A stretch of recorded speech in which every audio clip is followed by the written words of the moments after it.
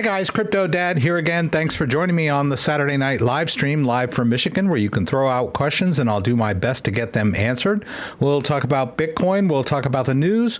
We'll talk about altcoins. Specifically tonight, we'll talk about XML or Stellar Lumens. Oh, Somebody's already joined. Asil, thank you so much for that. I appreciate it. Always pleasure to have you here on the live stream, Asil. We're going to talk about Stellar Lumens. I'm going to show you how to move it in and out of an exchange, maybe how to purchase a little bit. And then I heard that Coinbase supports their version of US dollar coin. So I'll play around a little bit with that tonight for those of you who might be interested in Stellar Lumens. I've got my ledger, I've got my Trezor, and I thought maybe we could play around with the Engrave a little tonight. So look forward to that. We're going to talk about the news. I just want to go over and thank everyone who's here tonight. Let's see what we got over here. Oops. Let's get the right monitor going. What are we looking at here? Oh, no, I'm over here, right? Yeah, there we go. A little old, man. Sometimes I get confused. I got all these monitors hanging around. So Asil is here. Thank you for being here. Allure. There were some people here early. Kenneth was first, as always. And thank you again for the news stories, Kenny. I didn't get through all of them, but I did use one of your stories from a couple days ago. So thank you for that, always. You feel like an analog dinosaur in the digital matrix, and Neo is not here to help me. Yeah, yeah. Neo's busy saving the world, right? Thank you, Andreas, for checking in, and I'm sorry that you weren't able to join either. You should probably check out later and watch it after the fact. Oh, Charles Rivera dropped something too. I appreciate that. Looks like a lot of people are in a donating mood. That's great. Oh, I was going to see, there was something about I was able to love the super chat. Ah, there we go. I can do that. I can do a love on your super chat. Okay. That's cool. Let me see. How do I get back? Can I? Oh boy. Now I seem to be in a weird spot here. That's what I get for playing around with this thing. Ah! All right, let's just reload and see if that gets me out of whatever that was. Oh, okay, cool. Yeah, they're all love that one from Asil. Appreciate it. Dan is here tonight, our moderator. JDO's probably around as well. Thank you for being here tonight, Dan. Dan's going to help me reply to questions and maybe get my attention if something goes off track. So that's always nice. Scott Lee is here again. That's always good. E. Poston, Beardy Day, Allure, Tom Barnes, Greg Atcher, Chris Wynn, pardon me, PJ's Playhouse, a lot of repeat viewers here. I thank you guys, and Barbara K. Thank you for being here tonight, Barbara. So let's jump into the news. Before I do, just so you know, if you've never been in my live stream, just go down and check out the description for all kinds of goodies, stuff we're going to talk about tonight. We'll be talking about a little bit about the FedNow story and some others. And as I mentioned, we'll be dealing with some XLM transfers for those of you who aren't familiar. Uh-oh, what happened there? Hey guys, CryptoDad here again. Thanks for joining me on the Saturday night live stream, live from Michigan, where you can throw out questions, and I'll do my best to get them answered.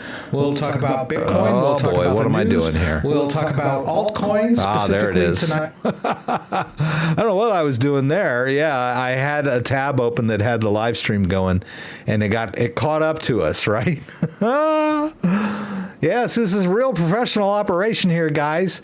As I was mentioning, there's ways to get a hold of me down here if you want to interact. We've got the news stories that, I forgot to link that one, but that's okay. Where was that? What was that? Celsius. Whoops. That's this one. Yeah, let me drop that link in there for you guys. I try to put links to all the stories that I cover in the live stream.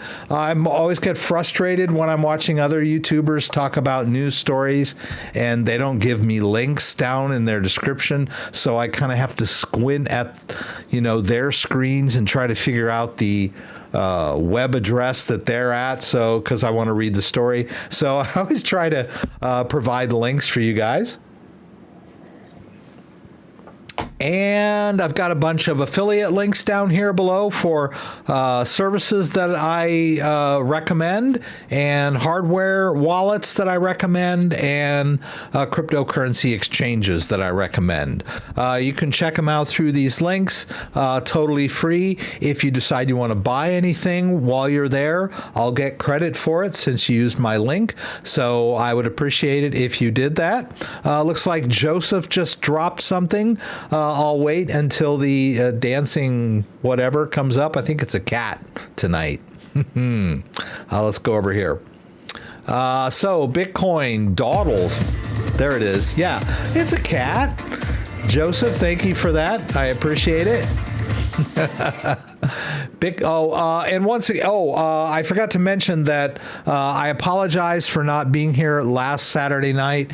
I delayed it one day and did the live stream on Sunday night, but a lot of you just are tuned in to Saturday night, which I really appreciate. So probably a few of you wondered where I was and were kind of disappointed and didn't realize there was one on Sunday or couldn't make it on Sunday and so for all of you regular Saturday night viewers, I apologize for that. We were out of town. We were in Fort Wayne visiting family, and I was starting to run out of time to get prepared, and my dad wanted to go out to dinner, and so I just decided to delay it a day until we got back in town.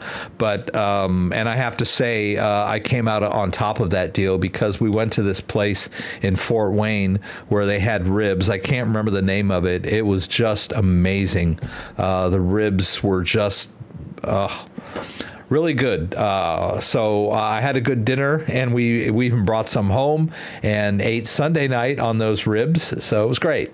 So we're talking about the market. The Bitcoin market has been rather boring this week. I thought to myself, why do the live stream? Nothing has changed. The market is so boring. Nobody's going to watch. Why don't I just crawl back into bed? But hey, we got to do what we got to do, and let's talk about the market just a little bit. As I said, nothing has changed, really. There are some events upcoming that investors are keeping their eyes on. Next week's U.S. Central Bank interest rate decision, which I don't know what the consensus is. My assumption is that they're going to leave it the same. I think that they hinted at the last month's meeting that they were thinking about raising interest rates 2 more times this year, but at the basically last month was a pause. They didn't do anything, but they hinted that they might raise more. But I have a feeling that it's going to be another pause. But hey, don't put money on that, right? I'm just spitballing. Another day of crypto market drudgery, as I said. Bitcoin briefly fainted higher on Friday before settling back into its increasingly familiar environs below 30,000. The largest digital asset by market capitalization was recently trading at 29,904. Let's see what it says here at the top of our screen. 29,839. We can look over on Cointelegraph, and they're at 29,840. Not a big difference, right? Yeah, less than $1. Ether, the second largest cryptocurrency, remained largely unfazed during the day, lingering at around its weekly low below 1900. Major alternative cryptocurrencies, so-called altcoins, including Sol and XRP, recovered some of their losses endured earlier in the day. MKR, governance token of decentralized finance lender MakerDAO, defined the broader market and enjoyed double-digit gains, buoyed by the activation of a token buyback program. Let's see, anything interested in this? I invite you to read the entire article if you're interested in this market overview for the crypto market. Let's go over to my main story tonight. This website's really giving me a hard time. Federal Reserve's FedNow launch triggers fresh speculation over digital dollar.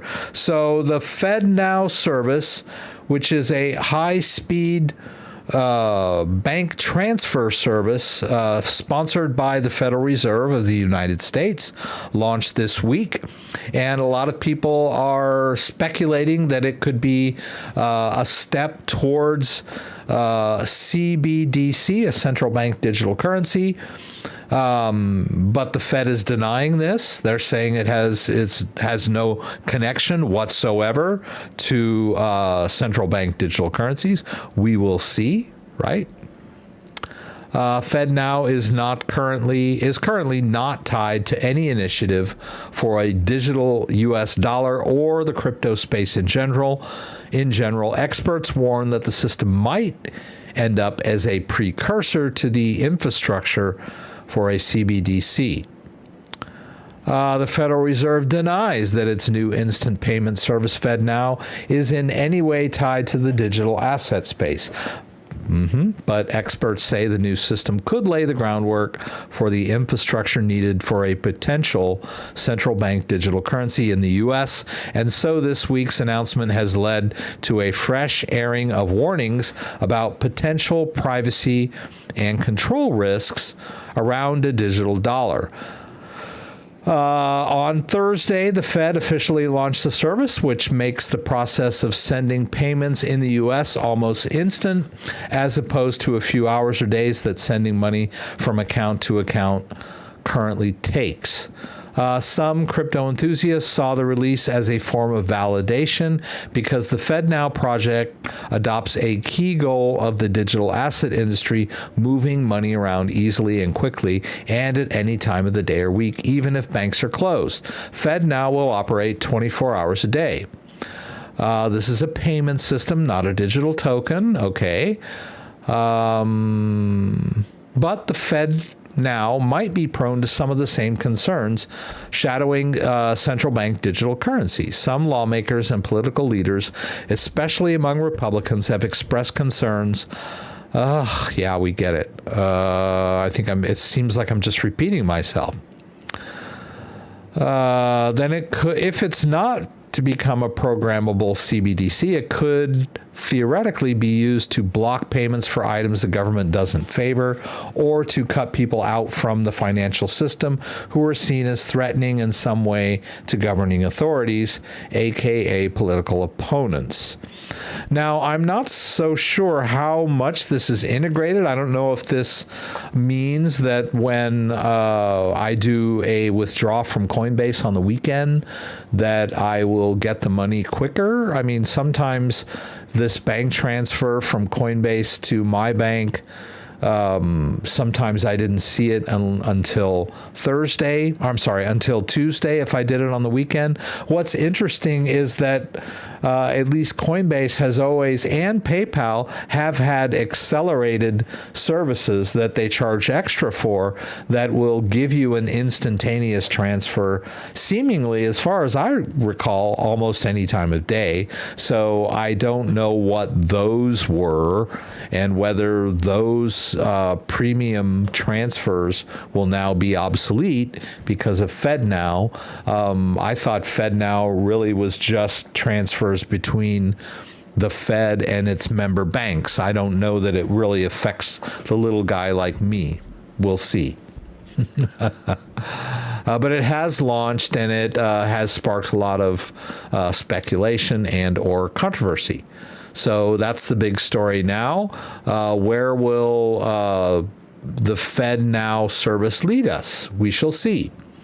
Another interesting story that occurred this week was RFK Jr. Talking about Bitcoin. If you're not aware, Robert F. Kennedy Jr. is a presidential candidate, a controversial candidate who is in the running for the Democratic nomination. He's announced his candidacy for president, and he's running as a Democrat and will challenge Joe Biden in the Democratic primary. I believe there's one other, Marianne Williamson, as well. But RFK is kind of a controversial figure, but it's interesting that he has brought up Bitcoin. He gets bashed a lot by the mainstream media. And I think one of the bashes concerning this particular story is that he actually owns Bitcoin. And so they say that he's acting in self-interest. But that's just like saying that any congressman that owns stock is acting in their self-interest when they pass regulatory law. You know, it's kind of like who doesn't own stocks, you know, so I don't know that you could call this self-interest, but he does, at least on the outside, you know, we never know what is going on under the hood of a lot of political statements and actions, but he is claiming that he believes in Bitcoin. He doesn't think it should be taxed, and he thinks that the U.S. dollar should be backed by hard assets, including Bitcoin.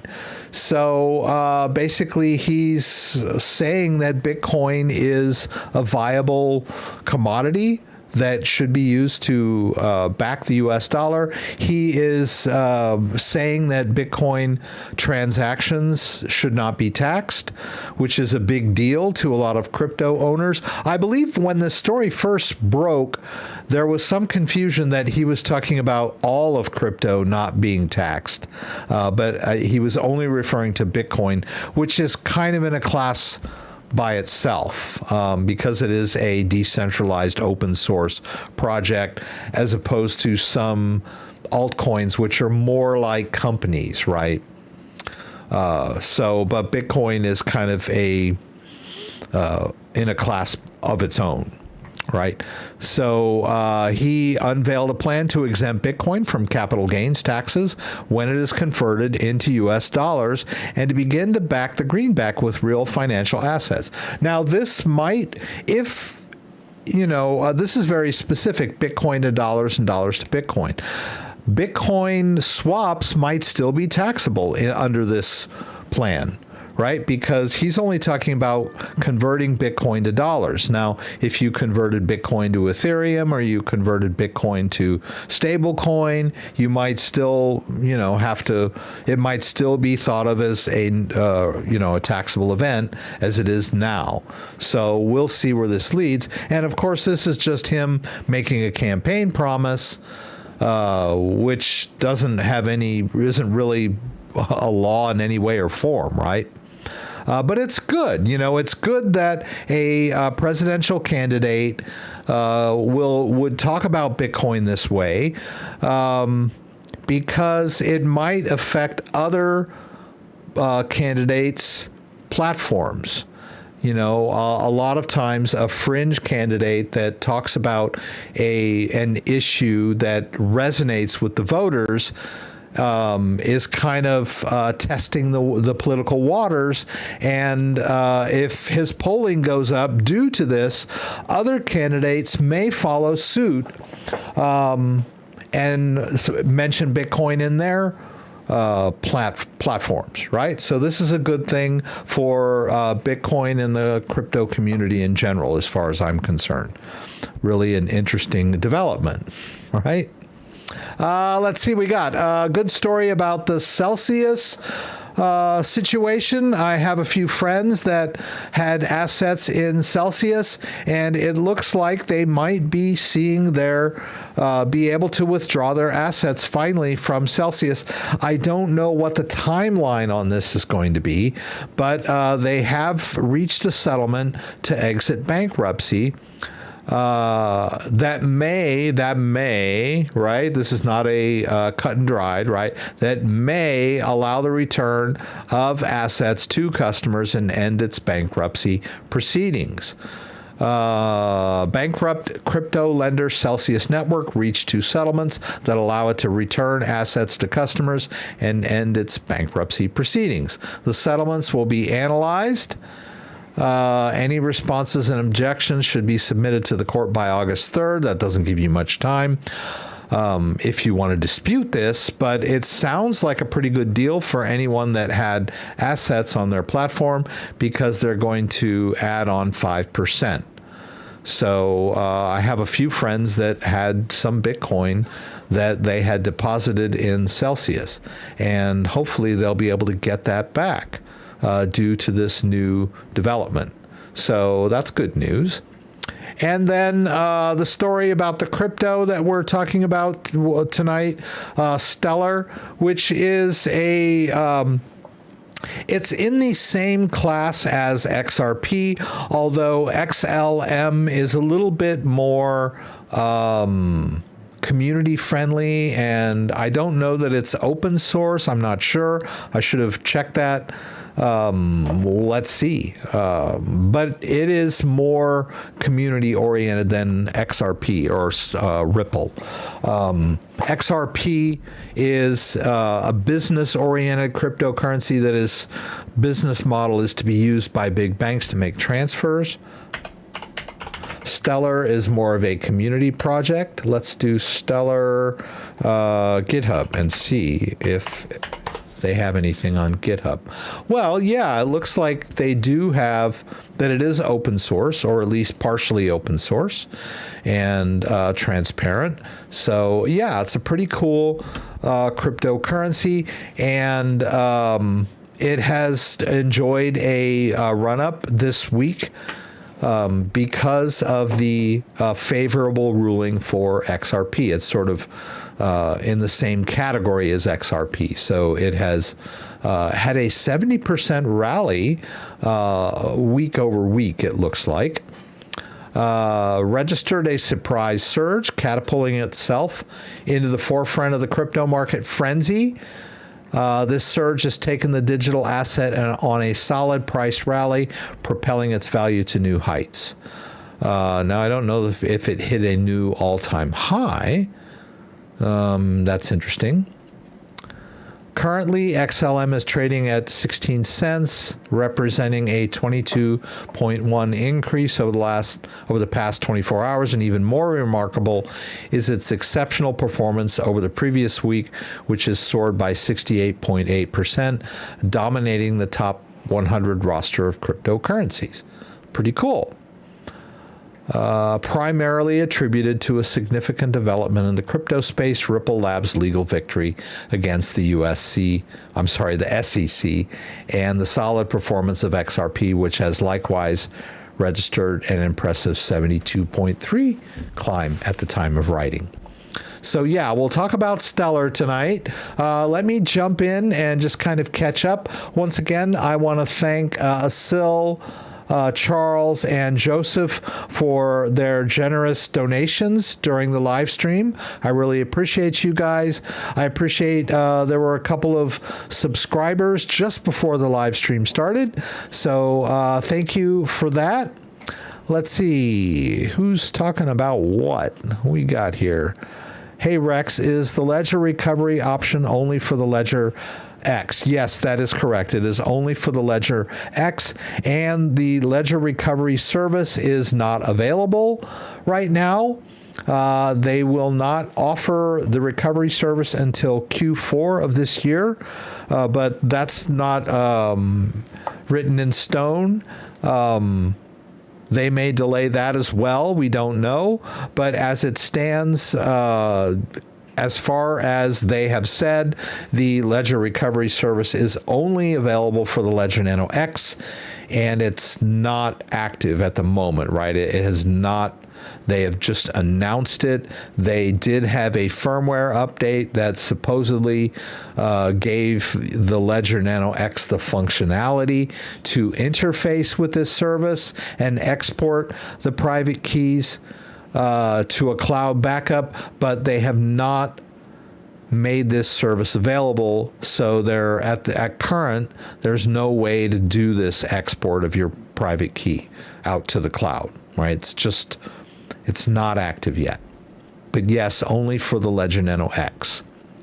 Let's see. Thanks, Dan, so I could buy a Ledger Nano S and transfer my coins from the X to the S if I don't want to opt in right. Yes, that is true. If you, but like I said, you don't need to migrate from a Ledger Nano X to a Ledger Nano S unless you simply just don't trust Ledger and you think your private keys have been compromised because of this service. But you can continue to use your Ledger Nano X and simply not use the service. And like I said, the service isn't even available yet. So really, there is no reason to migrate from an X to an S. There's a lot of FUD surrounding this new service. And I've done a couple of videos where I've made it clear that even experts like Andreas Antonopoulos say that there is no backdoor introduced into the Ledger Nano X by the firmware update other than the ability to export your private key, which some bad actors might use to social engineer that. But really, there is no way they can do that without the ledger recovery service being active, and there has to be some sort of interface to make this happen, and it's not available yet.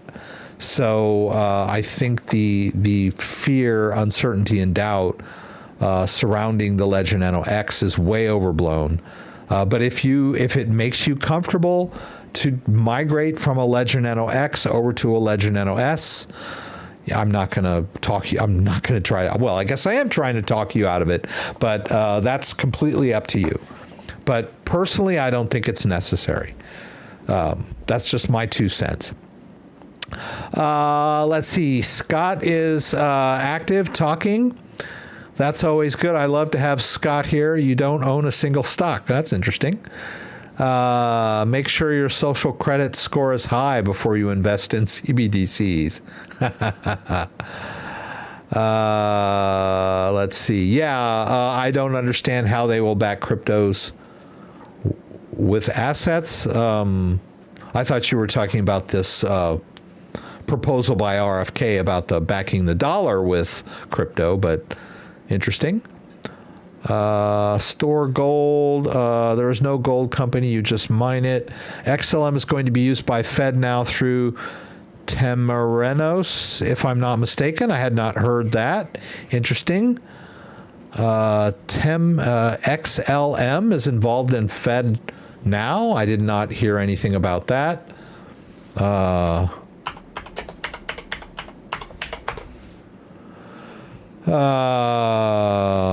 Analysts indicate that XLM is best suited for FedNow. Okay, but I don't know that the Fed made any mention whatsoever of XLM. I see. Federal Reserve considers XRP and XLM. Publicly recognize the potential of XRP and XLM in facilitating the blockchain aspect of the FedNow payment system. Now, from what I understood, FedNow is primarily a dollar-based transfer system. Maybe they're talking about upgrades down the road. The consideration of XRP and XLM showcases the growing recognition of blockchain technology's benefits. Let's see. The Federal Reserve has made public its consideration in the blockchain infrastructure of the FedNow payment system. a progressive step. They're just repeating this over and over again. The recognition by consider, and this is kind of a low end crypto news service. I don't know that there's much. I guess they have publicly said something about it, but as far as I know, FedNow does not implement any kind of blockchain transactions at this moment. So maybe this is a little bit premature, but it's possible that this story, whether it's true or not, had some impact on the run-up of XRP this week and XLM. Pardon me, XLM. Okay. Yeah, everybody's asking me about the ledger. Yeah, I'll try not to focus too much on the ledger. I know we did a couple of live streams where we pretty much spent the entire time talking about the ledger firmware update. So why don't we dive in a little bit? I try to focus my live stream on the technical aspect of managing cryptocurrencies in your own wallet. And my go-to wallet is a Ledger Nano X, but I will, and it's a pretty good. If you're going to use a wallet to manage cryptocurrencies, it should be a hardware wallet. I think that's pretty much understood throughout the crypto community. A crypto hardware wallet is still the best, safest, and most secure way to manage your crypto assets. And so I use a Ledger Nano X. I don't believe that it's compromised in any way. Some people disagree with me, but we will do a Trezor T. I don't know if the Trezor T supports Stellar. We'll check that out and find out. I've got my Engrave over here.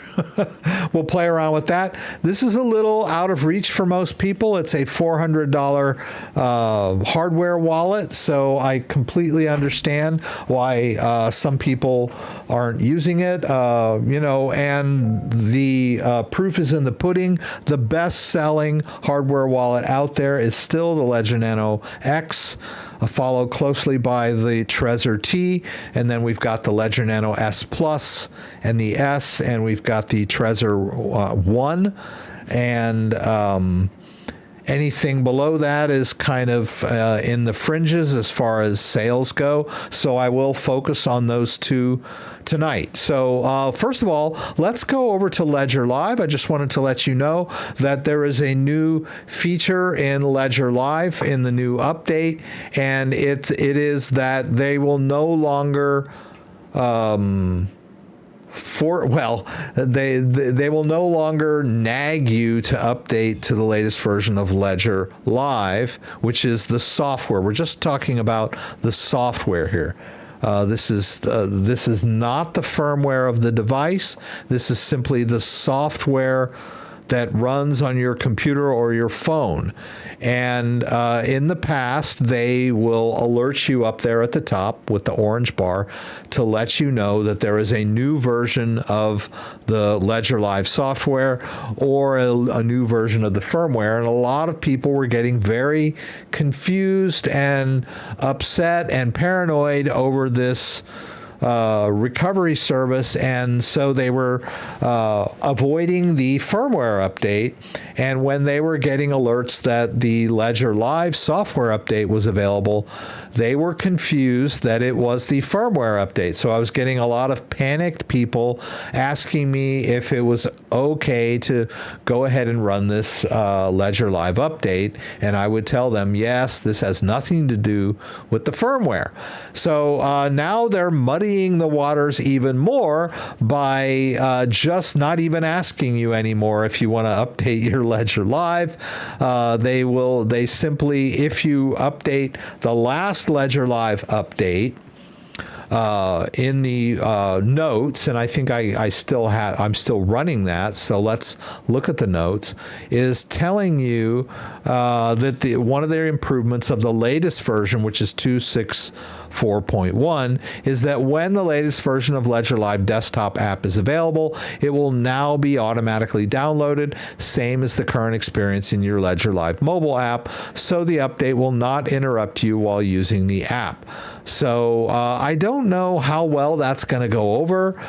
People are already skeptical and untrusting of Ledger as a company because of this whole recovery service fiasco, and now they're just going to start doing their software updates in the background without asking you, as if that's a good thing. So a lot of people are very meticulous about Ledger updates. They want to know what it is. They want to have a choice. And it seems that Ledger has simply removed that choice now. As you can see here, it's telling me that there is a new update available. And let's look, we're at 2.641, and that I can install it manually now if I want to, but it will simply automatically update when I restart Ledger Live. So let's check that out. Let's just quit Ledger Live and see what happens. Oh, see, there it goes. Yeah, it actually launched the updater as soon as I quit. So it looks like it's going to run an update. Let's see what I'm looking at. Well, I don't know. It didn't do anything. I don't know where that thing went, but let's launch it again and see what happens. Or maybe, I think it might be just, well, maybe not. Okay, there. Yeah, so now we're at a 264.2. Some users reported issues when adding accounts and trying to swap crypto.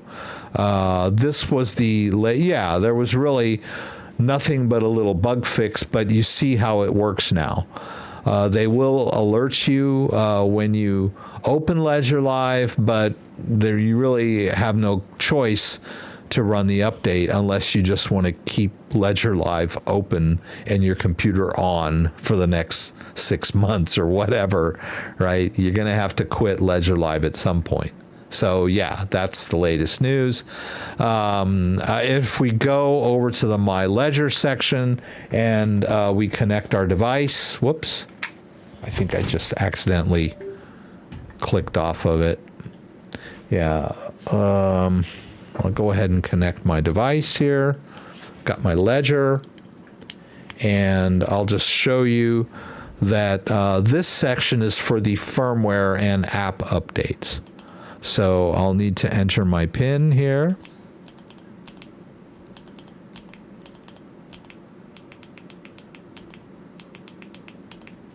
All right, almost there. And okay, so usually if there's a firmware or an app update, there's a little alert dot on the My Ledger section.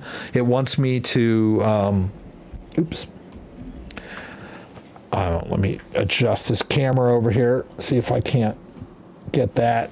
Let's see, will it come on? Is it going to come on for me? Yeah, all right. Yeah, so it wants me to allow secure connection with my Ledger. So I'll acknowledge that by clicking both buttons, and then we can just go into the My Ledger section. And you can see up here that I am running the latest firmware, which is 2.2.1, which is completely different from the Ledger Live software version, which is 2.64.2, right? So they're two separate things. There's software that runs on your computer, and then there's software that actually runs on the device.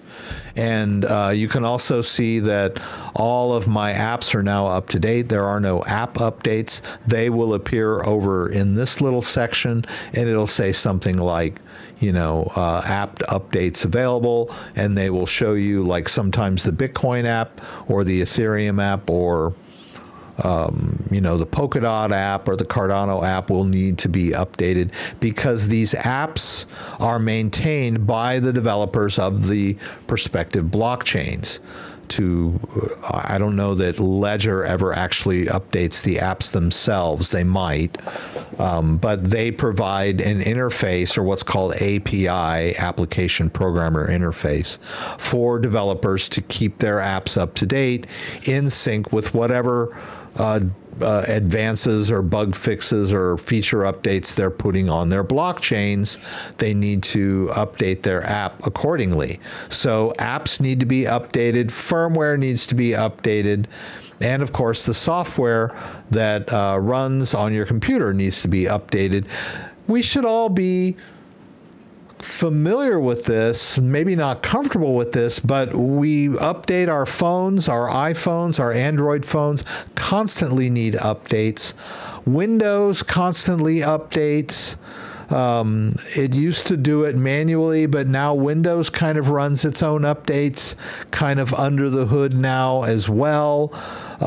Mac OSs need to be updated. It should not be surprising that our software and the software that runs on our device, our hardware wallets, also needs to be updated.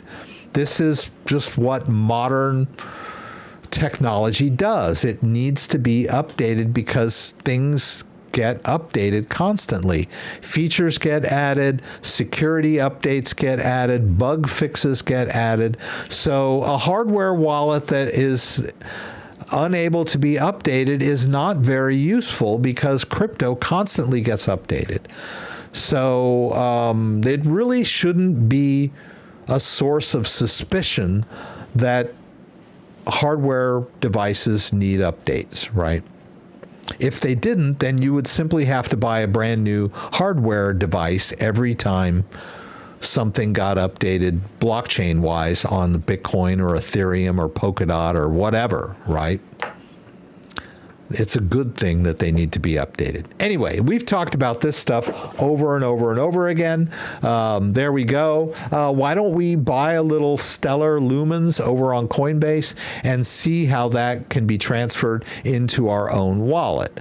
So as you can see here, I've got Stellar.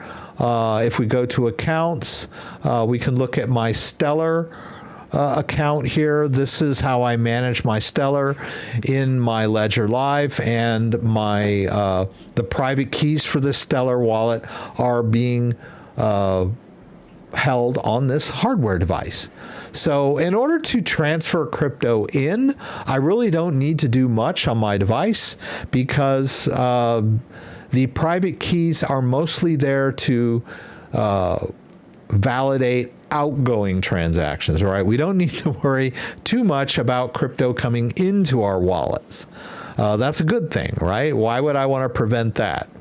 So, but in order to transfer crypto from somewhere else to my Ledger-based wallet, I need to do a receive, and at this point, we can do a hardware check by clicking continue. As you can see, I've got my device ready, and what it's going to do is tell me to open the Stellar app in order to do the hardware check so we can verify that this is a valid address, and we can see it on our screen up here, and then we'll just advance over using the metal button, and we can just eyeball this address and make sure it's the same one that we see on our screen.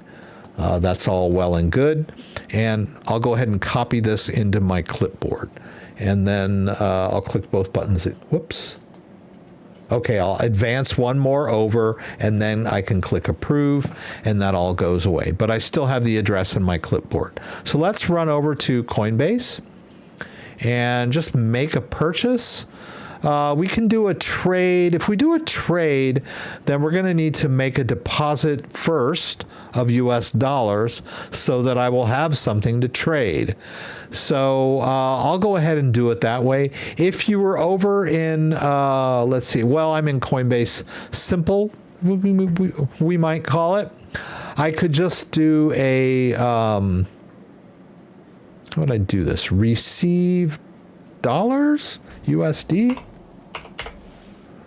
Or I would just make a, how do I make dollar deposits, right? Let's just go over to my assets. Over in assets, they have a US dollar account, and you can simply add cash. This is the cheapest way to do it. If I were over in Coinbase, I'm in Coinbase Simple. Actually, if you add cash, I don't think it costs you any more than it would if you were in Coinbase Advanced, but let's try. Let's go over there. Let's go to portfolio. It looks pretty much the same. I think if I click on this, then I'll have the same interface, right? Okay. Working on a fix, please try again later. Okay, that's no good. Let me go over to Coinbase Simple and see if they're having the same issue. Right, where were we? My assets, add cash. Yeah, looks like I'm not going to be able to do it, doggone it. That's kind of a bummer. And I can't do it in Binance US. I'm a little disappointed by that. Let's see. I do have some other fiat on-ramps that I could try.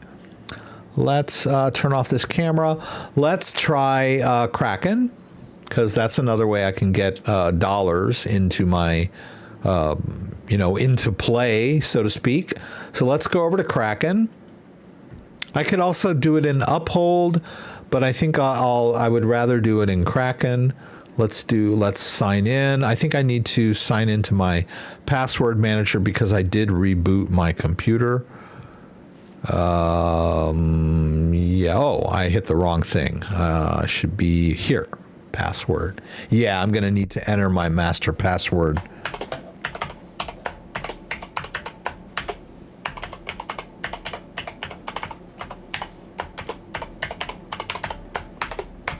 I'm wondering if the NSA could, just by listening to me type in that master password, have a pretty good idea of what it is just by the, the hepatics or whatever of hearing me hit those keys and know where my fingers were.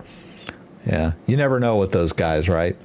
Okay, so I need my two-factor hardware, which is in my computer. So I'll show you guys that and try to do it. So all I need to do is put my finger on this thing over here, wherever it is. It's waiting. I think I talked too long. So let me try it again. This happened last week too when I was trying to sign into okay, yeah, there it took. You can watch my screen there. You can see that I just signed into Kraken. All right, here we go. We're in. Oh, there's some money in here. Oh, there was some Ripple in here. But let me see. I think I can deposit dollars. Or can I? Yeah, so I think the interface would work like this. I'd say, okay, I want to put in $50. Oh, it wants me to add a new account? Fund directly, fund manually? Oh, I see. Okay. Yeah, to make a deposit, I think I need to do a wire. I'm not going to do that. Let's just go to buy crypto. Oh boy. Okay. Let me see. Let's get out of this. Let's do buy crypto. And let's buy some XLM. Let's type this XLM. Okay, there it is. Stellar. Let's see. We won 50, but we're going to take it from the bank. There it is. Okay. That's good. There's 50. They're going to charge me 99 cents, which is a little bit cheaper than Coinbase. I think Coinbase charges you $2, but if I were able to make that ACH deposit on Coinbase, I don't think they charge you for that. I might be mistaken. And I'm interested. I've never realize that you couldn't do a direct ACH deposit in Kraken. Maybe you can. Maybe I'm just in the right place. I don't profess to be the expert on everything. But anyway, let's go ahead and make this purchase. We'll get this XLM, and hopefully that will go through, and they will allow me to withdraw this. Okay, it looks like that worked. All right, so now if we look at our account, we've got some stellar lumens in there. I just got an email alert from Kraken. So let's go ahead and transfer this stellar from Kraken to my wallet. Yeah, let's do that. I'm a little disappointed with Coinbase, but we could maybe try to go back and forth with some crypto into Coinbase, and maybe I can do that little thing I wanted to do with the US dollar coin. Yeah, we'll see. But anyway, let's just do a normal withdraw to our own wallet. Now, it tells me I need a memo, but I really don't need a memo for my own wallet. If I were going to transfer this over to Coinbase, I would need a memo. But since well, let's do half and half, right? Let's do half and half so you guys can see how this works. So for a Stellar wallet, all I need is my address, right? We'll copy that into our clipboard. Let's go back over to Kraken, and they want me to add a Stellar address, right? I have to explicitly add an address first, right? So, and because it doesn't have any addresses set yet. So we'll hit Add Stellar Address. We'll call this one Ledger X. And we'll paste in the address here, and we don't need the memo, right? Let's just take a look at that and make sure it looks good, right? Based on this. GCN, okay, that looks pretty good. And then the other end should end, whoops, the other end should end in KY55, so that looks good too.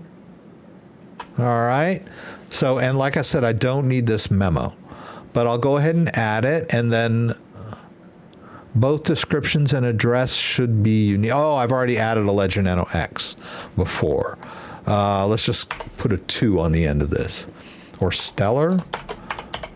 That's weird that it would go across all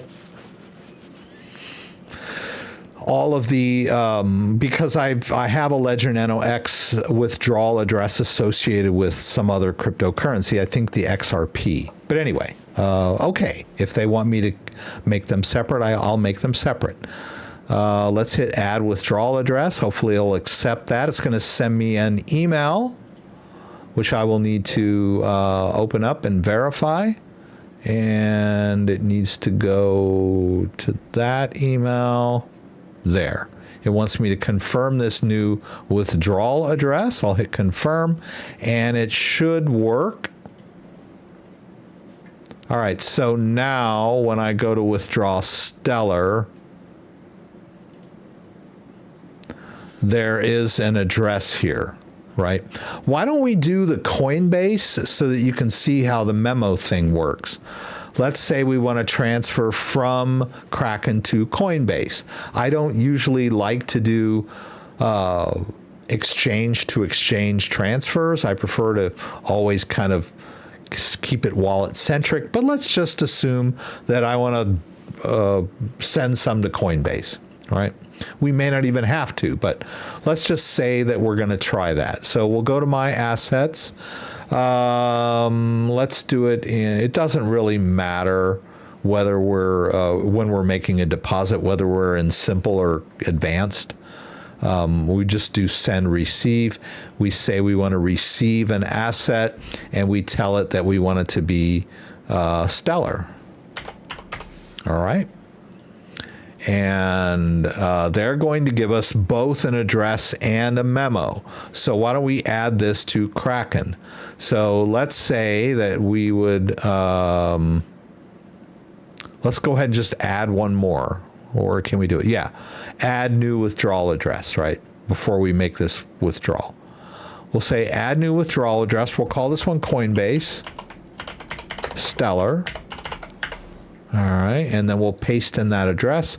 And this time we definitely need that memo. So let's go back to Coinbase. Let's grab that memo and then paste that in here. Notice how we were not forced to do it when we entered the wallet address for my ledger, right? A lot of people, they'll contact me and they'll say, hey, why can't I get a memo from my ledger wallet? And I'll say, because you don't need it. And they'll say, yeah, but the exchange is forcing me to give them a memo. And they don't force you. They just ask for it, right? They warn you that you will need it if you're transferring it somewhere that requires it, right? So, but in this case, we do need it, and we're adding it in this field here. So we can just add that. It's going to send me another email. Let's refresh here, and we'll confirm that other address. What happened? Okay. This is the latest one. We'll hit confirm. All right, so now in Kraken, we should have 2 available withdrawal addresses. So if we want to withdraw, we can choose the Coinbase or the Ledger X.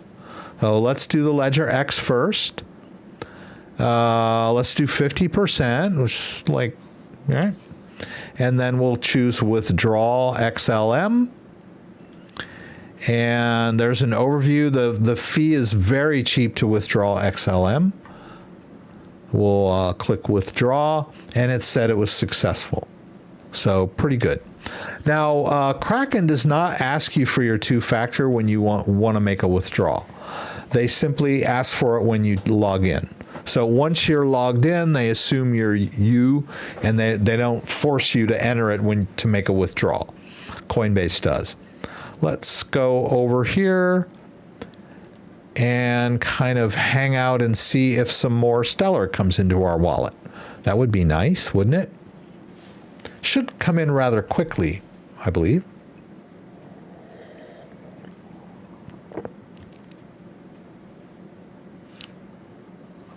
Okay. Yeah, we just had that sync, but no incoming. Now, it might take a few minutes. When you make a withdrawal from an exchange, you might want to and you don't see it in your wallet right away and you start freaking out, you can always go and look in the wallet, or I'm sorry, at the exchange here, and they have recent transactions over here, right? And so the status is initiated, right? Hasn't actually made the transfer yet. So but we can see here the address, or that's their reference ID. Okay. I guess that's what you would give them if, it didn't get to your wallet. But I don't see, it would be nice if they were, this little thing would show me the address I withdrew to so that I could double check and confirm, but it doesn't, which that's fine. All right, we can go back to the wallet and maybe do another sync and see if it magically shows up, which it should. Not yet. Now it says pending, right? First it was initiated, now it's pending. Barbara is asking, I touched my NFT from Polygon to my Ledger account. Any idea what's going to happen? Should I move my accounts to another wallet? Not necessarily. I don't know what you mean by touched, Barbara. If, you simply go into your Polygon account and just I get these airdrops all the time. They're quite a nuisance, but just clicking on it and looking at it is not going to automatically initiate some sort of scam. Generally, in order for the scammers what they'll do is you'll take it over to a website and attempt to trade it, and that's when you could be susceptible to a malicious smart contract, right? But just looking at it is not gonna be a problem, right? Now, maybe attempting to send it could be an issue, but I don't know if you got that far, Barbara. If you maybe just trying to send it could be an issue, but generally not even that, right? If you wanted to move it from one wallet to another, probably not going to be a problem. Although some of these scam airdrops, you can't even move them. As part of their, as part of the scam is that they're unmovable. They'll make people think that they're worth something, and then you can't transfer them anywhere, so you can't really sell them. And so what they're trying to do is trick you into maybe buying another one, thinking that it's worth a lot, something like that. But just touching it is usually not enough to raise alarm. However, if you think that you have interacted with a one of these scam NFTs and that your wallet might be in danger, and you can go into your wallet and see that you still have your balances, then you could theoretically simply empty this wallet out. I had some people that were commenting or I was reading in Reddit that people were worried about these scam NFTs just being in their wallet. So what they did was transfer all of their Matic to a brand new wallet, along with whatever Matic tokens they may have had, and then whatever legitimate NFTs they had in their wallet. But that's not going to solve the problem. I mean, if you think that your wallet is in danger because you did something, interacted with an NFT, or initiated some malicious smart contract, then yes, go ahead and move everything out. But if you're just suspicious of a weird NFT airdrop and you start a brand new wallet and transfer all your assets over there and then delete this wallet or hide this wallet thinking that you're in the clear, you're just going to keep getting more scam NFTs. There's really nothing you can do to prevent these unsolicited scam NFTs from coming into your wallet. So if you move everything out to a brand new, fresh wallet, it'll just start getting scam NFTs again, unless you don't interact with the blockchain in any way or form or do transfers, maybe then. But these scammers send these NFTs to random wallets, right? They're not. You don't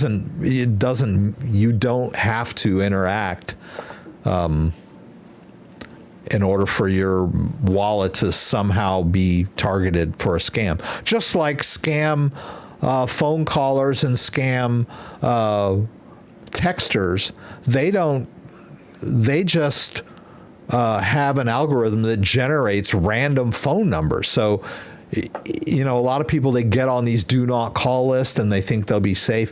Well, these scammers don't care, and they're just generating random phone numbers.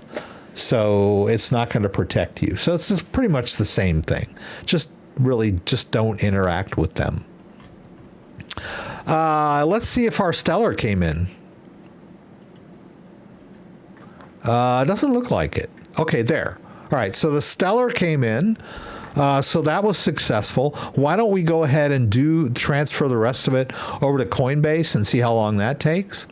So I'll do another withdraw of my stellar, and this time we'll choose the Coinbase account, which has a memo, right? We'll just do the rest of it, 100% of it.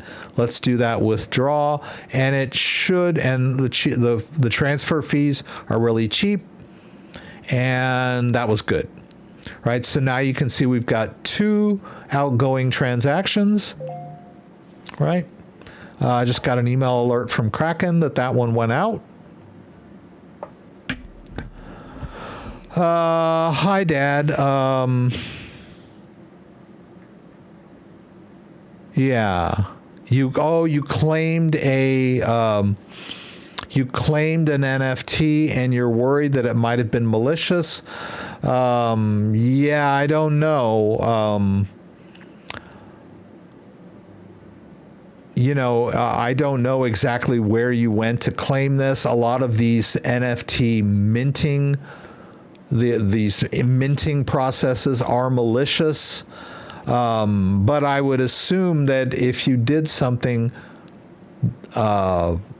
if your wallet is not empty, then it probably wasn't a mint. It's hard to judge because minting NFTs is legitimate in many cases.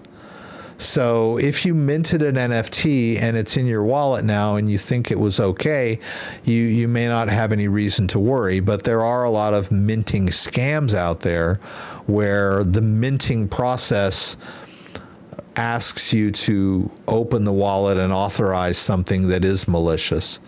And then they empty your other NFTs out and your wallet out. So, best practice, for me, I don't do NFT minting. That is, but I can't tell you not to do that because if you want to get in on the ground floor, a lot of times minting is the way to go. But it's just a really,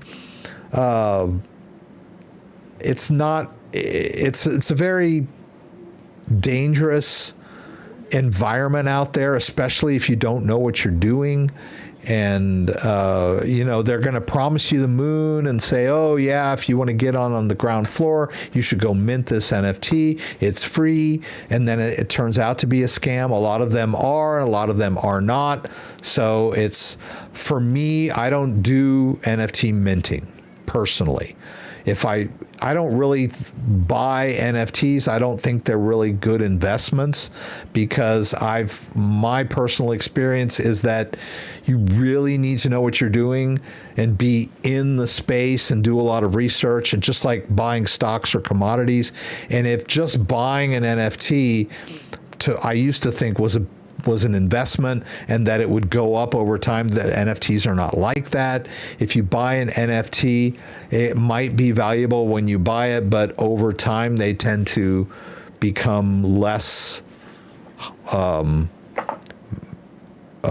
valuable because they become stale, right?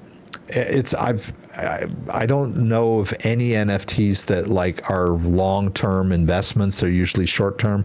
So I just tend to avoid the space myself entirely. And if I want to buy an NFT, then I will go on a legitimate site like OpenSea or Rarible and actually make a purchase from my wallet, of a legitimate one that I can check out and everything else. So doing NFT minting and finding them out on Discord and all that kind of clicking links on Discord to do that's all risky, right? So I tend to avoid that myself. Anyway, we're getting a little bit off track. Okay, spirituality. Hi, Dad. Once tried to send cryptos to Coinbase's own wallet, but was sent into my phone. I had no choice. Now I don't know where they are in my Android phone. Help me, please. Love my program. There is a lot of discrepancy and confusion between the Coinbase cryptocurrency exchange and the so-called Coinbase wallet, which basically I don't care for personally, and a lot of people get them confused. The Coinbase wallet is a self-custody wallet. Let's see, I'm still waiting for my Stellar to come in here on Coinbase.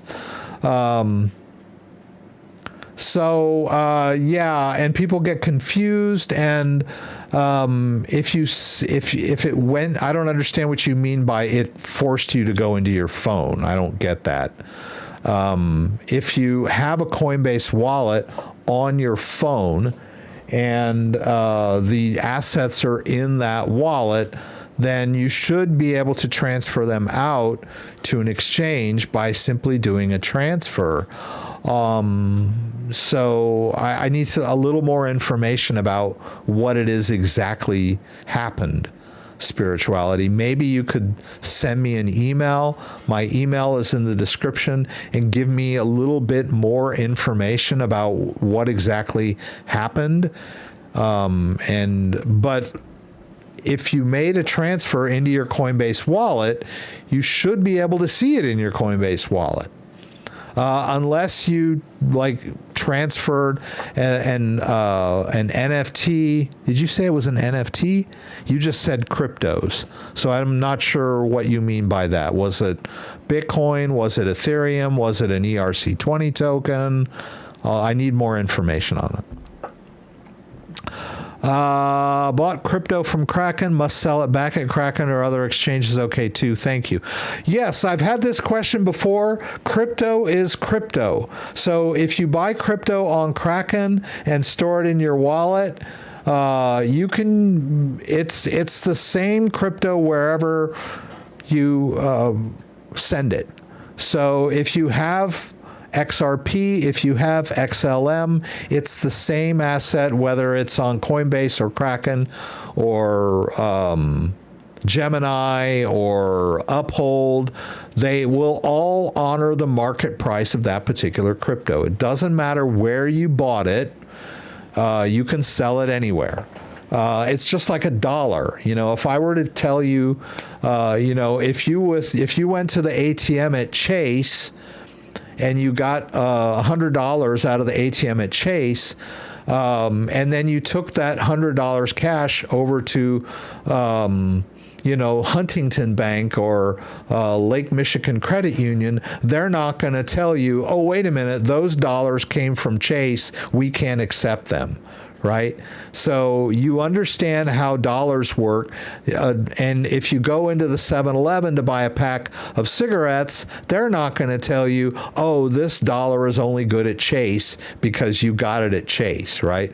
So make the analogy, right? You buy a crypto on Kraken, you put it in your wallet, no other wallet address is going to go, this came from Kraken, I'm not going to honor it, right?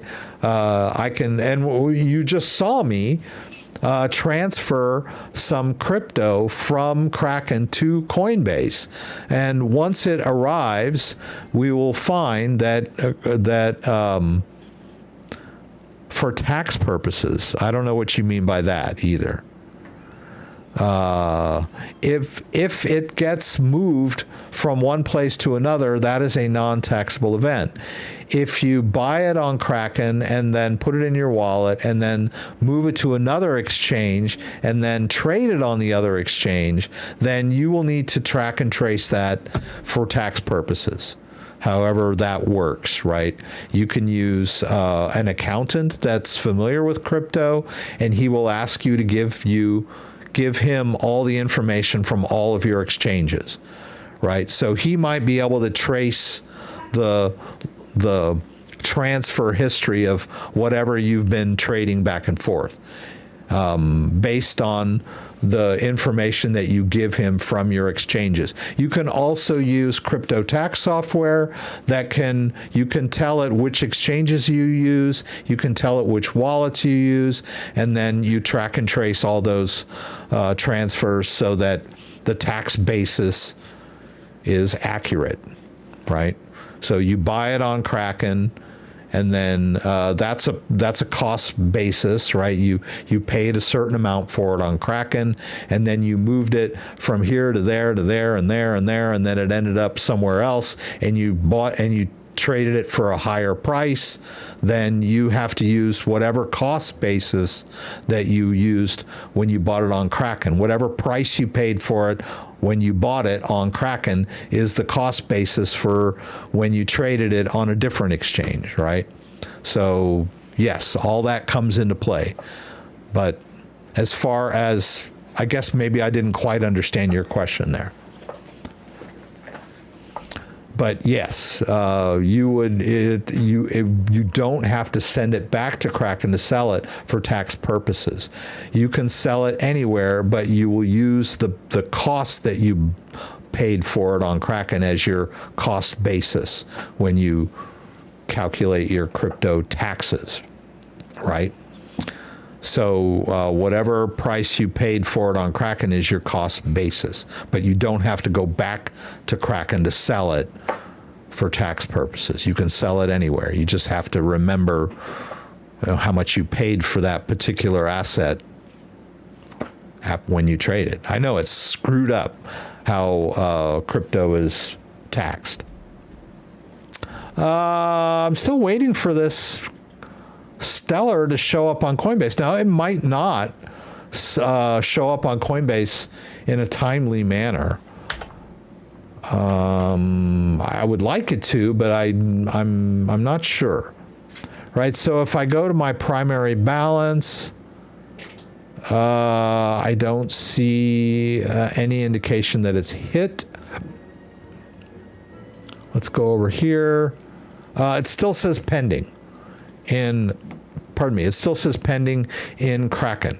So once it says withdrawing in Kraken, then we can kind of start looking for it on Coinbase.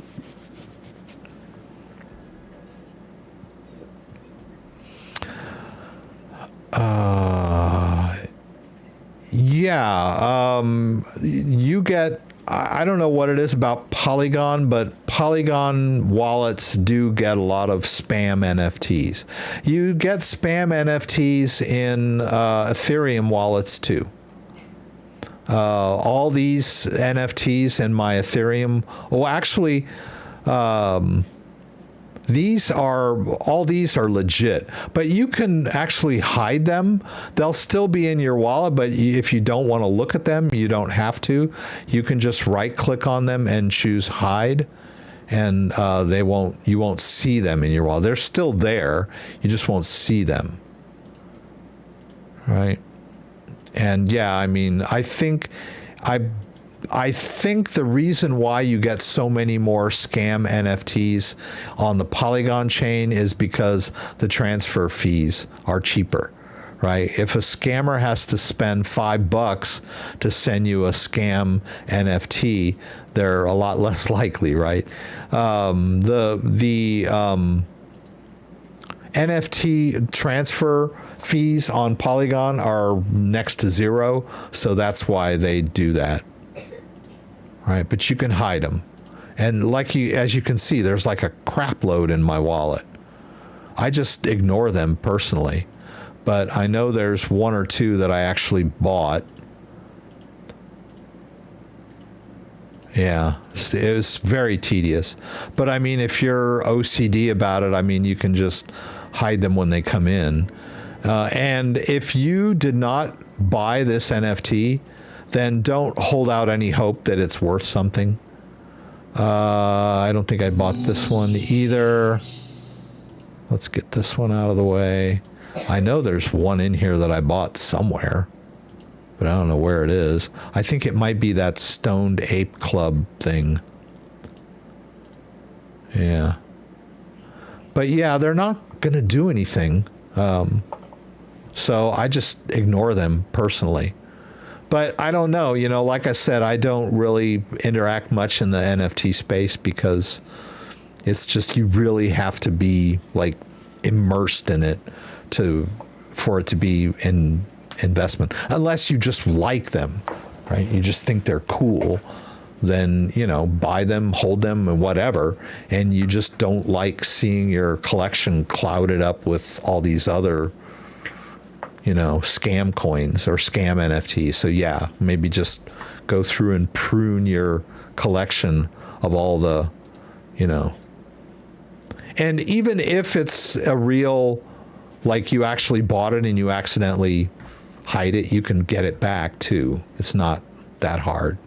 Just go back over to, I think it's accounts. Yeah, here, see, these are all the hidden ones.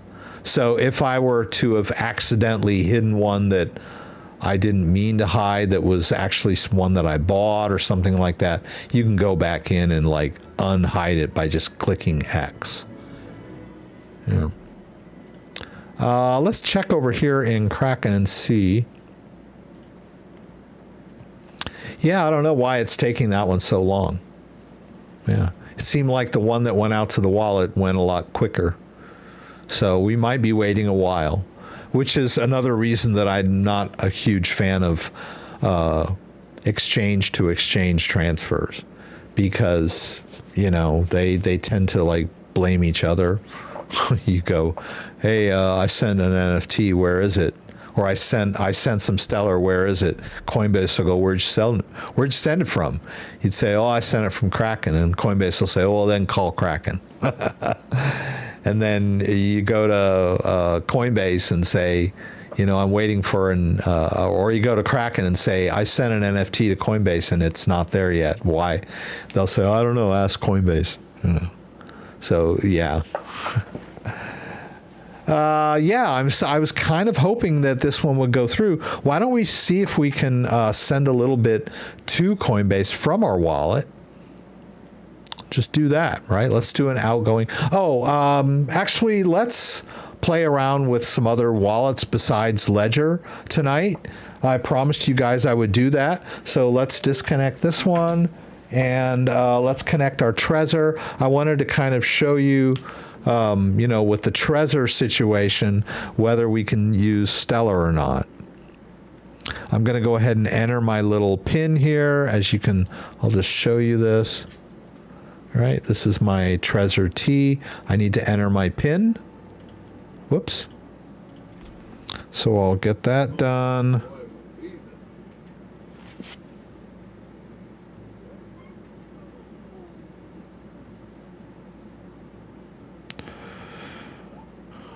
If I enter that correctly, I hope I did. I think I did, yeah. All right, so I've got that done, and we'll go to our Trezor suite. Let's back a little more. This is not rectangular. Okay, so there's a new version of Trezor suite. This is not a firmware update. This is their software, just like Ledger Live. So I'll go ahead and run that. It's going to download the update. I just kind of want you to get the feel that, you know, you're just like your phone and your computer. It does, your crypto software and your crypto firmware needs to be updated on a regular basis, and there's really no need to be worried or suspicious about that. I know a lot of people get a little afraid when it comes to crypto, right? Device in incorrect state. That's interesting. All right, so but it worked. Standard wallet. We'll do the standard wallet. Now, if I had you know, a secret wallet that required a passphrase, I could have entered it there. I kind of like the way Trezor handles the passphrase. Right. All right, so here we are, and let's see, they support XRP. Let's see if they support Stellar, right? So basically you would go over here to accounts. Let's just make this big. We would do plus, and then we would choose activate more coins. And unfortunately, they do not support Stellar. Bitcoin, Litecoin, Ethereum, XRP, and Cardano, Ethereum Classic, Bitcoin Cash, Bitcoin Gold. I don't see any Stellar support here. So yeah, we can't use Stellar with the the Trezor T. One of the reasons why I don't recommend that, one of the disadvantages of the Trezor T as compared to the Ledger Nano X. Ledger Nano X natively supports many more cryptocurrencies than the Trezor T. I like the Trezor T. It's a great hardware wallet. I love the interface on there. That touchscreen is really cool. Much easier to use, much more elegant than the Ledger Nano X. But the Trezor T does not natively support as many cryptos as Ledger Nano X. So that's one of the disadvantages. And Trezor T costs a little more as well. It's $219 compared to $150. Oh, okay. I just got an alert from Coinbase that we received our XLM. So let's do our little experiment. And I'm going to, first of all, let's double check. Let's go over here. Let's refresh, and we should see balance. Okay, yes. So we do have a balance of Stellar in our Coinbase account now. We can go over here to our assets and see there that we have some Stellar. Small test amount, right? What I was considering was, let me see. What I think I'll do is I'm going to try to add some, oh, that's right. No, it was, now I can add cash. Okay. Let's do 25 from Chase. Add to US dollar coin, which is fine, right? I wanted to show you this little feature of XLM on Coinbase that will allow me to send and receive US dollar coin on the Stellar network. So we'll do a preview here. Yes, they're not going to charge me anything to simply fund my US dollar coin within Coinbase, which is pretty cool. Let's go ahead and hit add cash now. Because US dollar coin is owned by Circle, which also owns Coinbase, I think. Anyway, it's kind of like their stable coin. So there's some advantages to using US dollar coin on Coinbase, right? So now we can refresh and see that we now have a balance of US dollar coin on Coinbase. But what I wanted to show you is that if I do a, let's see, it doesn't matter whether I'm in this or that, I guess. Let's go to advanced. Yeah, either way, I mean, I need to get into, whoops, whatever that means. This little interface here where I can deposit and withdraw. So if I do withdraw of US dollar coin, yeah, okay. $25. Oh, this is selling. That's not what I want to do. I want to do a send. All right, let's try send. All right, if I want to send, and I don't want to send it all, I want to do a small test, if they'll let me do a $5 test. And I want to send, this is not going to work, is it?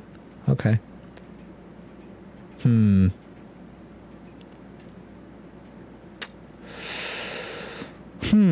Okay. I wanted to try and withdraw US dollar coin on the Stellar network, but I don't see that option. Okay.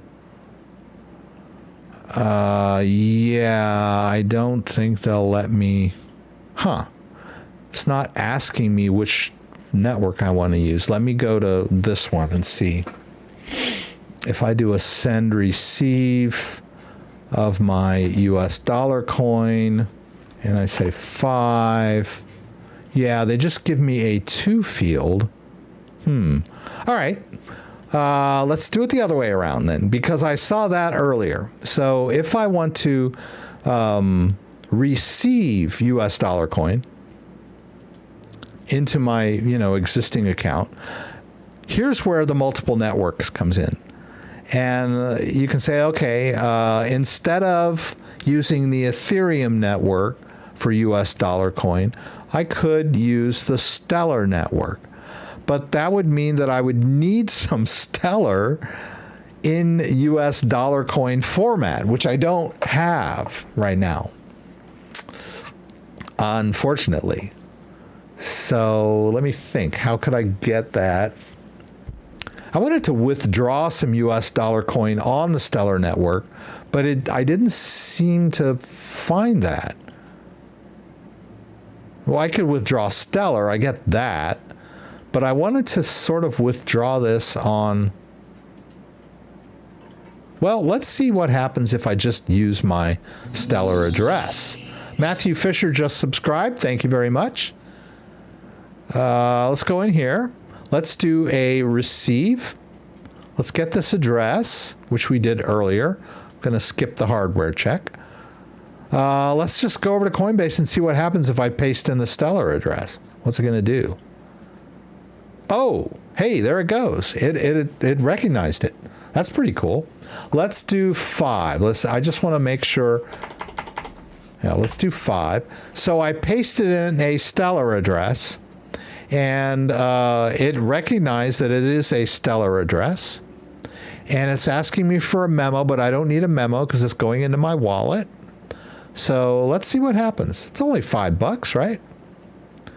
What's it? Oh, something weird happened.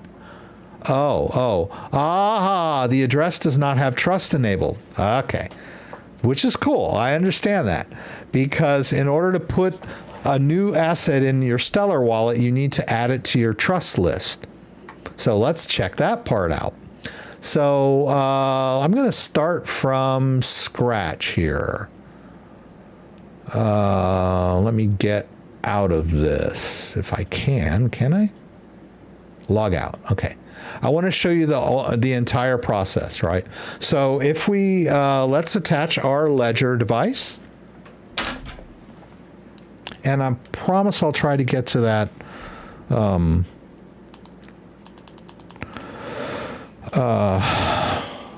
Engrave at some point. Hopefully I'll have a chance to do that. I got to enter my PIN here. All right, I'm almost there, guys and gals. All right, so this is a Stellar interface, and I'm going to use my Ledger device as my private key because I have a Stellar wallet on my Ledger, right? So I can access this wallet from within Ledger Live, or I can use a third-party wallet, just like MetaMask, but this is called Stellar Term, which is a third-party Stellar wallet. But I can use my Ledger with this, right? So we'll go to Ledger. Now I need to make sure that I'm in the Stellar app before I do this, right? So I'm trying to get it to come into focus here, but it won't. Okay, let's navigate over to our Stellar.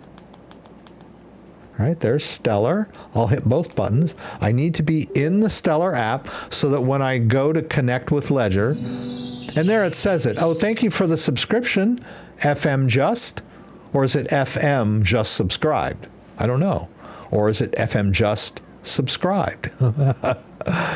All right, so it says, make sure your Ledger wallet is connected to the Stellar application open on it. All right, so it is, right? It says Stellar ready. Let's hit connect with Ledger. Let's acknowledge this.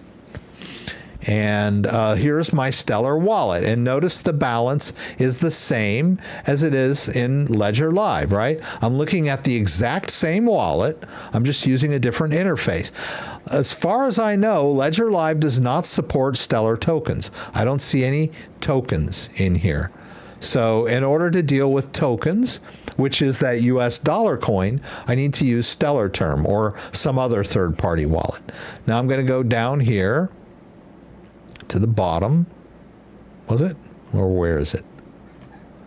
Boobity boobity boo. Accept assets, right? Up here. Accept assets. These are the ones that I already accept. I'll go to the bottom here. And here are some more. And glory be, look at there. There it is, US dollar coin. I'm going to click accept here so that I can accept Stellar-based US dollar coin. So I'll click accept. Now I need to confirm this on my device, which I will do. Review transaction. It's going to cost me a little bit of Stellar to do that. I'll just scroll through all this information, and then I'll click finalize transaction. And now I have enabled US dollar coin in my Stellar wallet. And there it goes. Trust line created, it says. Oh, I'm behind it. There it is. Trust line created. Get it? All right. So now that we've done that, we'll go back up here. We should see US. Oh, I'm going to hit reload. Actually, I'm going to need to redo everything that I just did. Just relog in with, yeah, there it is. Right there. Empty, but enabled. All right. Now let's go back over to Coinbase and see if we can't do this now. I'm just going to start over, right? All right, so we're going to do a send receive. We're going to do a send of Stellar. We'll do $5 worth. We can get the address from Ledger Live or Stellar Term, right? In Stellar Term, the address is up here. It's the same address, right? There it is. Remember that one? KY55 at the end, GCN at the beginning.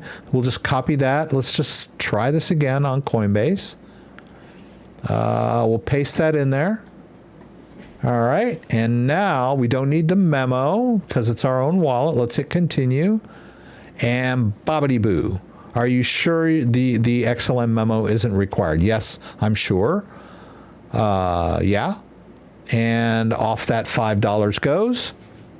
Oh, not quite. The network fee is so low they don't even like register it, whatever it is. Off it goes. Coinbase wants my 2-factor. We'll do that. Oops. If I can do this on time. They were turning red. Okay. It says I sent it. No, I got an alert that said that it went out from Coinbase, even though I got a failed message from Coinbase. Yeah. So we'll just... Crypto can be a little cryptic sometimes. All right, let's turn this off. And let's go back over to Stellar Term and see. It says payment received. Oh, that was somewhere else. That was the one from Kraken, I believe. Let's see if there's any in here. I'm going to have to do this again to reload.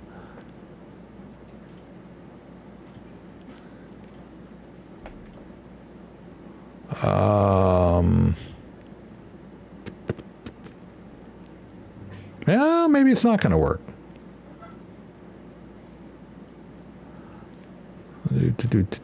Well, it just went out, right? And it said that I got some Stellar, but I think it was talking about... well, let's see. There's activity. No, I don't see payments. The said 32 Stellar came in, but I think they're talking about this one. No. Maybe Coinbase converted it to Stellar? Seems kind of weird that it would do that. But hey, yeah, because that's... okay.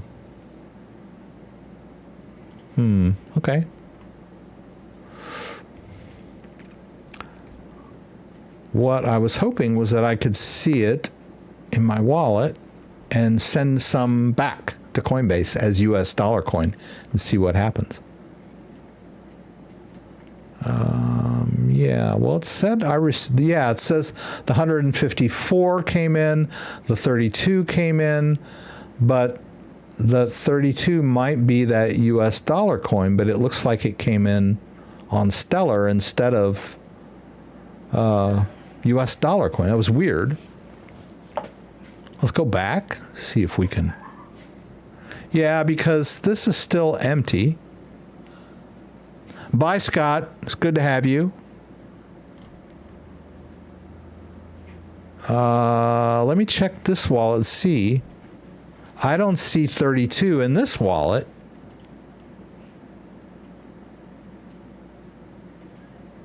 Yeah, I don't. Let's check Coinbase and make sure that it's on its. Let's go to our US dollar coin. There should be less now, actually. Right? There should be. Did I or did I not send $5 out? I thought I did. Oh, it said it failed in Coinbase, but I got an email from Coinbase saying that I sent it. Right there. You sent 32 XLM via Stellar Network. And that was US dollar coin. Wasn't it? Or did I do something wrong? I could have sworn I was in US dollar coin when that happened. Yeah. And I should have less US dollar coin now. Unless I accidentally sent it from my XLM account. Let's see.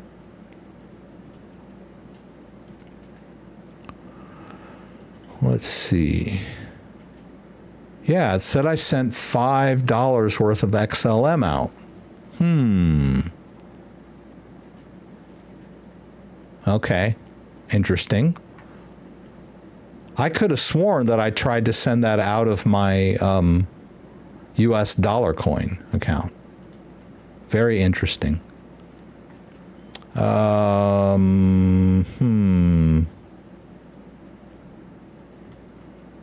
Yes, very strange. Let's do 10 so I don't get it confused with the other one. And the asset is US dollar coin. The address is here. And let's just try one more time, see what happens. We're not dealing with a whole lot of money. All right, it's on the XLM network. All right. This definitely US dollar coin going to a Stellar address. $10 worth. Wants my two-factor again. And if it converts it to Stellar this time, we'll know that it's like not going to behave the way I expect it to. I expected it to withdraw US dollar coin to US dollar coin on the Stellar network. Now that time it said it went through all the way, right? And now I should have less US dollar coin. But it's still saying I have that much. Let's go over here. Okay, so now that's pending. Oh, see, before see, now it's telling me that some US dollar coin went out. Like before, I only saw it over in Stellar, right? So I don't know what happened that first time. Yeah, because here that $5 in Stellar went out. Maybe I did, by accident, use my Stellar account instead of my US dollar account. My bad if I did. But now we should. And what were we looking here in activity? We were trying to see if... Okay. Okay. See, there we go. We did get 32 in Stellar. So I'll go back through what I was doing, rewatch the live stream. I could have sworn that I was sending it out of my US dollar coin account, but maybe I didn't. Or maybe when the transaction failed, it converted it to Stellar. It's just weird, right? This is what I intended. I wanted to see it in my US dollar coin balance, and there it is. We did it, right? $10 worth.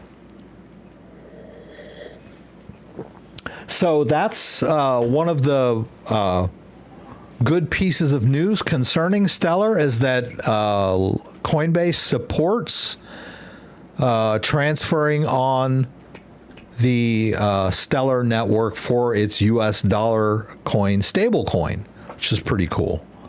Now we should be able to transfer the stablecoin back to Coinbase from this wallet. But as you'll notice, none of these tokens are appearing over in Ledger Live in my Stellar account, right? There's no indication that, you know, all I see is that that $5 came in from Coinbase.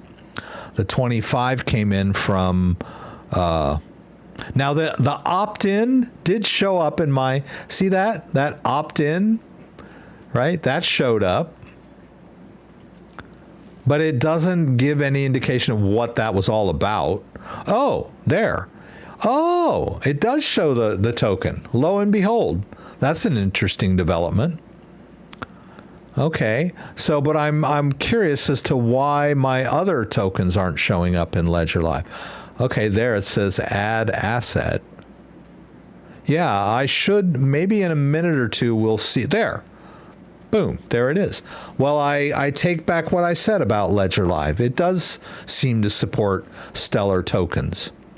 I didn't see that add asset there down before. It's kind of weird. Because as you can see over here, I have Mobi. Let's see if I try to add it, what's going to happen.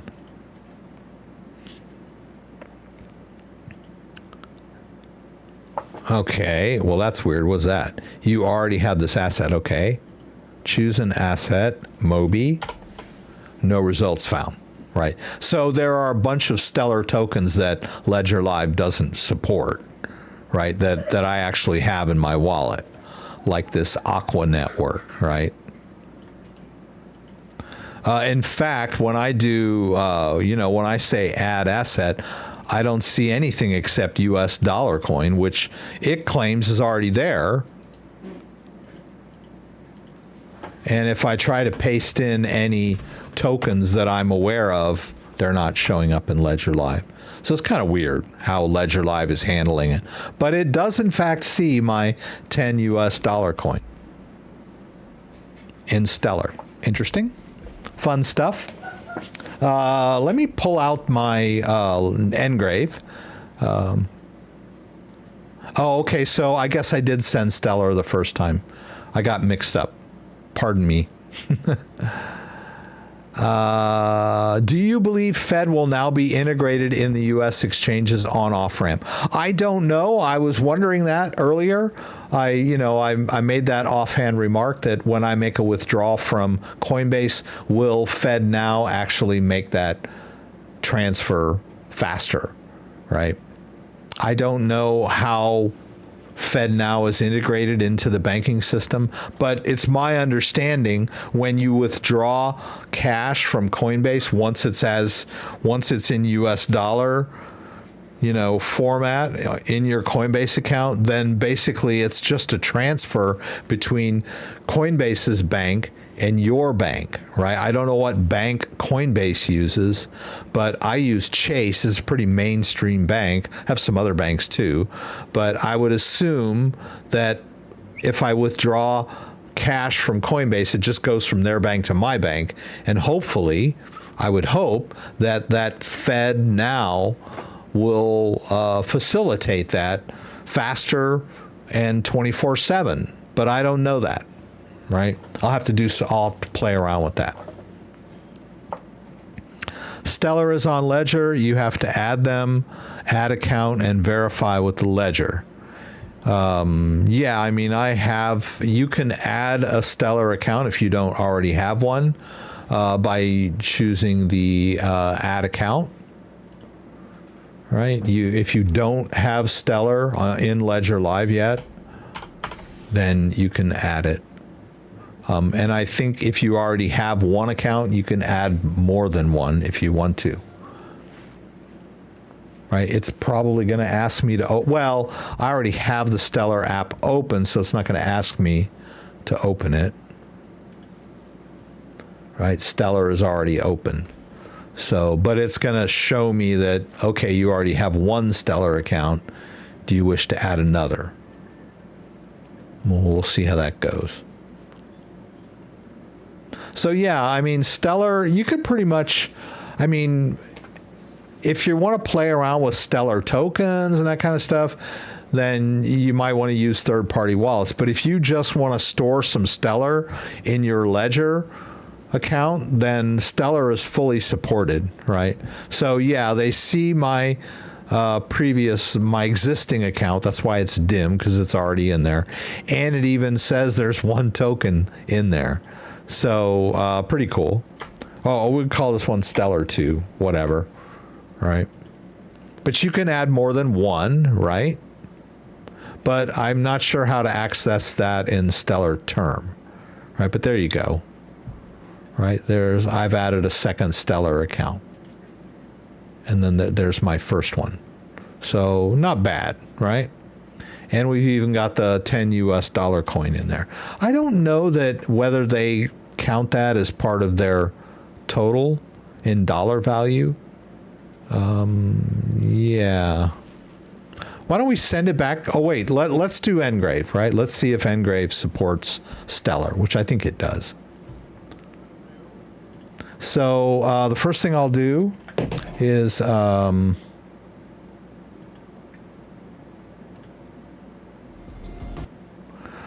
ahead and I'm going to boot this guy up. I had it on earlier. It seems to hold its charge pretty good. I charged it a couple weeks ago. I had it attached to, a USB charging cable, and it seemed like it was charging up pretty well. Let me see if we can get this microphone over here. Let's get this focused in a little better. All right. This is my Engrave cold wallet. I still can't remember that term you're supposed to use. Air gap. There we go. It communicates between using QR code. I don't know how to get the fingerprint thing enabled for this. I was playing around with it earlier. As it stands, I just need to add the PIN to unlock it. But you do use the PIN when you make outgoing transactions.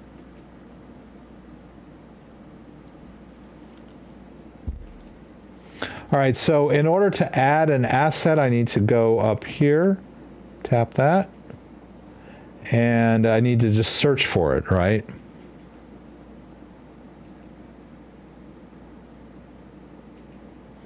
And it looks like they support it, so let's try. See what happens here? And yeah, they do, right? There's Stellar. I'm going to mirror here. Oops.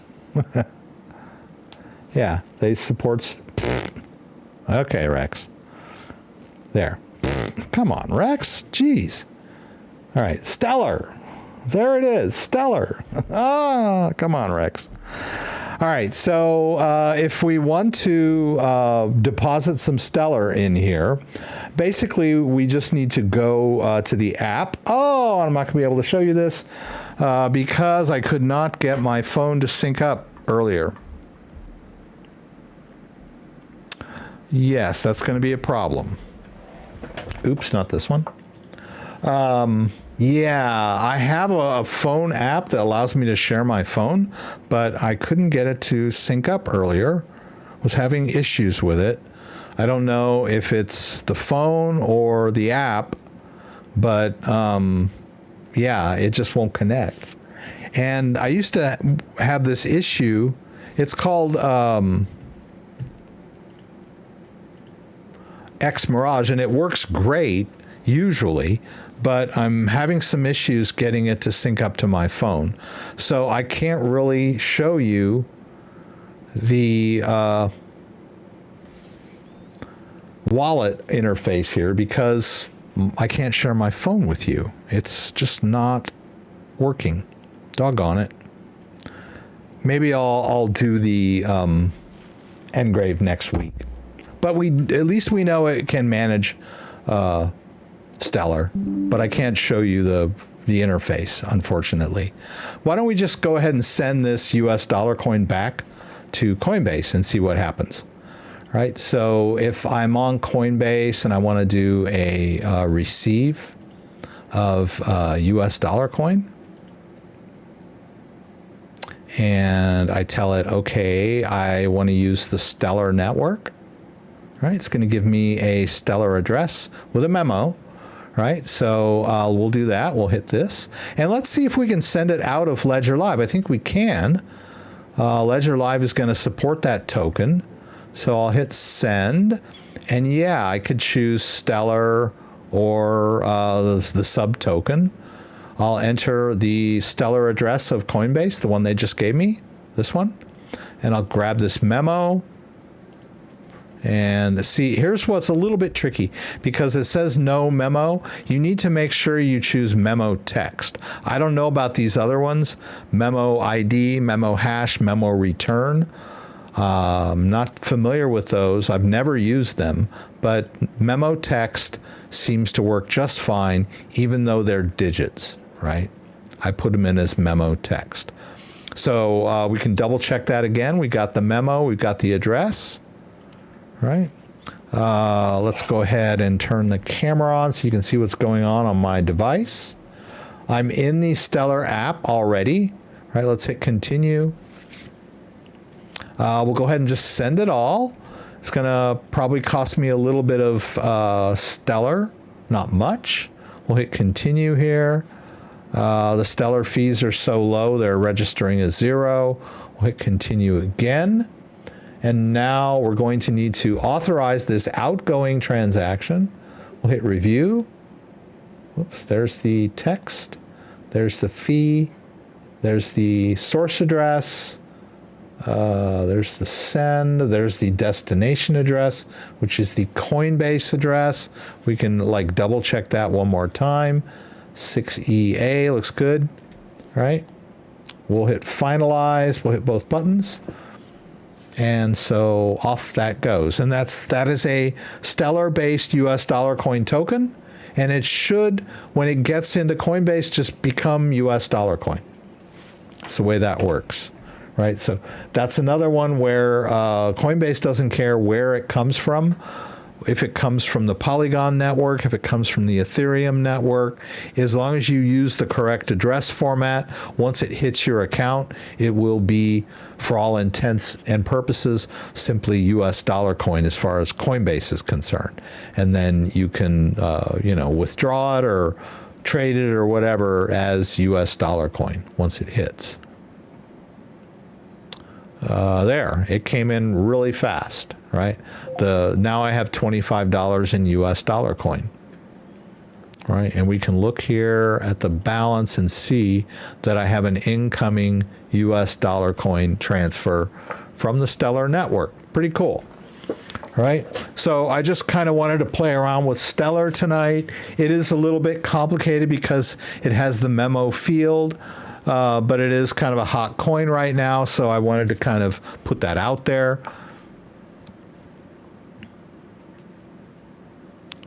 Don't like leaving my Caspa on MEXC. I don't really like leaving any of my crypto on exchanges long term, especially, if I'm not, if it's kind of what I would call a non-mainstream crypto exchange. But sometimes, like in the past, when you're dealing with a brand new coin that's only traded on smaller exchanges, sometimes there's not even wallet support for certain coins.